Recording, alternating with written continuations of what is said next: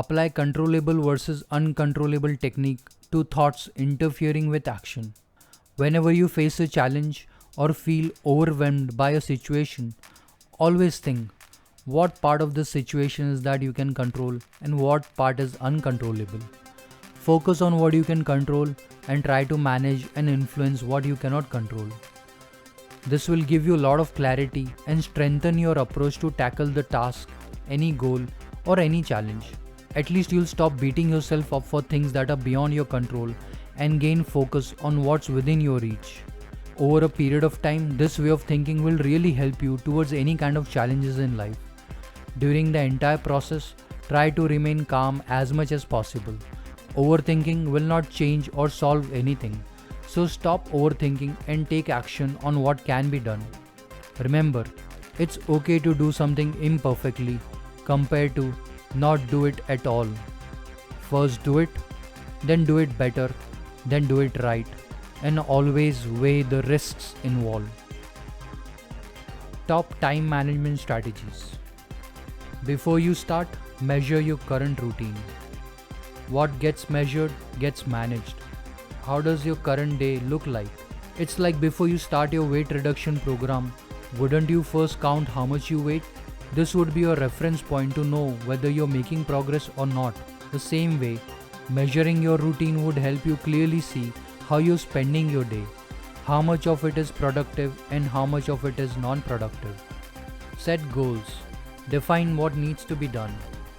No matter how trained and skilled an archer may be, but if the arrow does not know its target, it cannot reach and hit the target. So first know what needs to be aimed and what needs to be achieved.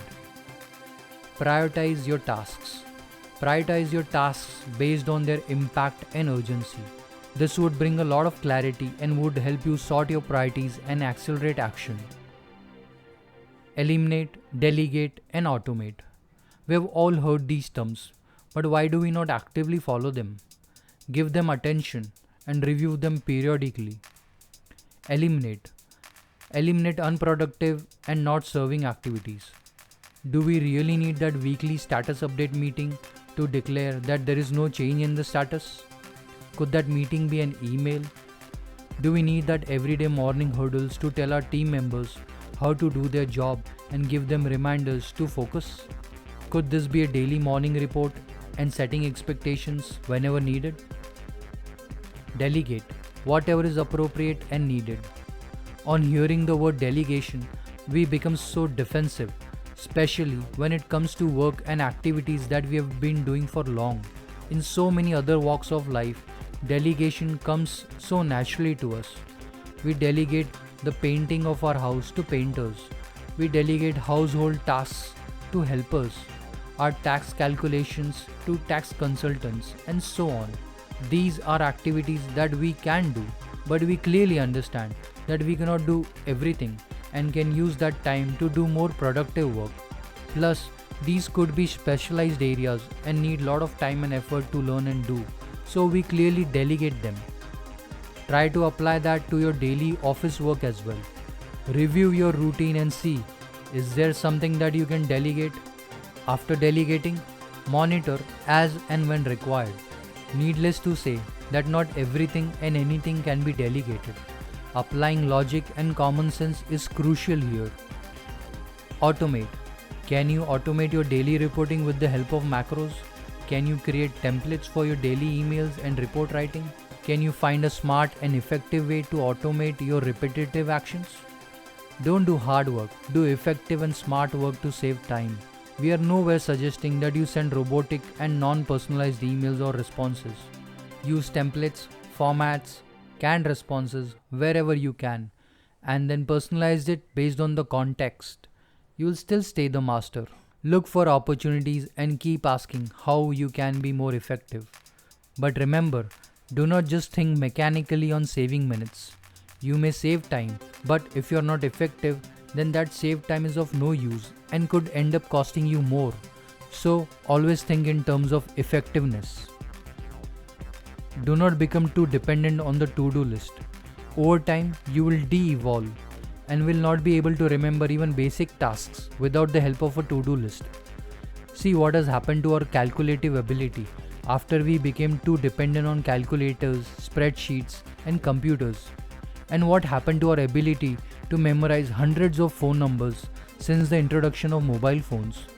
We stopped using these abilities, and now we cannot even remember 4 or 5 phone numbers. Our ability to remember hundreds of phone numbers deteriorated and de-evolved. Our mind discarded it, thinking we do not need these abilities anymore, and it freed up that mental space. Instead of a to-do list, a better alternative is to switch to calendar mode. Schedule your day, activities, priorities on your calendar. It is so much underrated and untapped. This would not only change your time management game, but would make you a high achiever if you stick to your schedule and take action.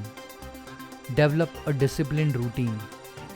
Do we need a checklist to remember that we have to get up every day, brush our teeth, maintain personal hygiene, eat breakfast and have coffee in the morning? The answer is no. Why? Because it is part of our daily routine. These are daily habits. The same way, develop a disciplined routine and daily habit to take action on your priorities. Once they become part of your daily routine, you will not only improve your productivity, but you will also be able to manage your routine more effectively. Do not spread yourself thin. Say no to multitasking. Handle one large project at a time. Do not try to tackle several large goals at once. You may be able to do it for a while, but it will compromise your efficiency, effectiveness, and flow. We may think that we are doing multitasking, but actually you are not multitasking. You are switching between tasks. You are actively handling only one task at a time, and the other task goes on auto mode. When you handle one goal at a time, you will be able to finish fast and will be more efficient. This does not mean that you do not do any other task, but at least do not do them parallelly and back to back. So say no to multitasking. Use visual props to track progress. Works like a magic to drive action. The thermometer approach. Break your large goals in several boxes. Draw a box thermometer. Tag it according to your milestones and shade it on the go as you make progress. Sticky notes on a board. Define your action steps that will help you achieve your milestones and eventually will take you to your final goal. Focus on one action step at a time. You can be creative and come up with any visual prop method that suits you and drives you towards action. Build and maintain your energy levels, emotional, physical, and mental energies. You will notice people who have ample energy can do ample. People who cannot manage their kitty are more than often low on energy. Become aware of the underlying reason for low energy levels, whether it is lack of motivation, lack of emotional support, lack of sleep and nutrition, personal problems, or unrealistic expectations from self. Be clear what is causing it and try to resolve it. Try to take ample sleep, relax, rejuvenate, take a break periodically, and maintain your energy levels. Stay in the present and deal with the task at hand. Forget everything else, just stop thinking and start doing.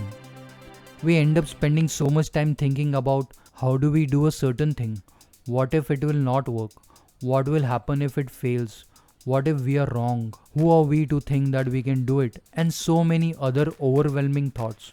We spend so much time thinking about these things that in this much time we could have done that task twice if we would have just taken action. It is natural to reflect and think about our approach and calibrate our actions.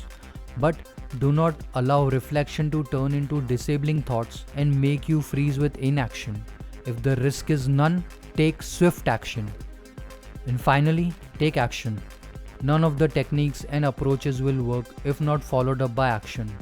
Action is what puts techniques and approaches in motion. A good planner with poor execution will always deliver poor results. But even an average planner with good execution will always deliver superior results. Be good at planning, but be equally good at taking action on it. If you like the video, please press the like button and subscribe to my channel. Thank you.